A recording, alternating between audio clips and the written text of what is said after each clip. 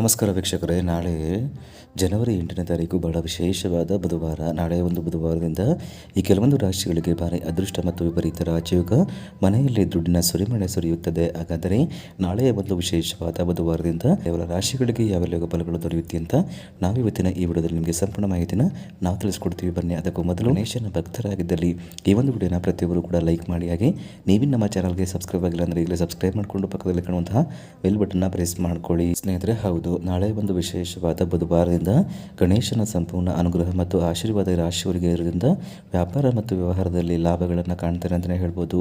ನೀವೇನಾದರೂ ಹೊಸ ವ್ಯಾಪಾರವನ್ನು ಆರಂಭ ಮಾಡಬೇಕು ಅಂತ ಅಂದ್ಕೊಂಡಿದ್ರಿ, ನಾಳೆ ಒಂದು ವಿಶೇಷವಾದ ದಿನದಿಂದ ಹೊಸ ವ್ಯಾಪಾರವನ್ನು ಶುರು ಮಾಡಿ. ಇದರಿಂದ ನಿಮಗೆ ತುಂಬಾ ಒಳ್ಳೆಯ ಲಾಭಗಳು ಸಿಗುತ್ತೆ ಅಂತಲೇ ಹೇಳ್ಬೋದು.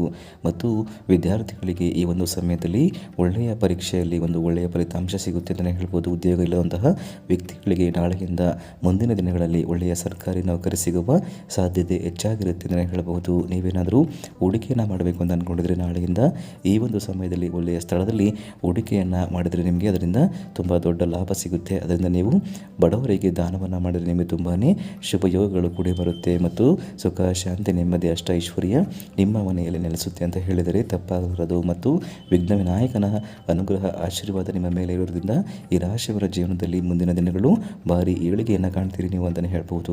ಯಾರಿಗೆಲ್ಲ ಮದುವೆ ಆಗಿರುವಂತಹ ವ್ಯಕ್ತಿಗಳಿಗೆ ಮುಂದಿನ ದಿನಗಳಲ್ಲಿ ಕಂಕಣ ಭಾಗ್ಯ ಕೂಡಿ ಬರುತ್ತದೆ.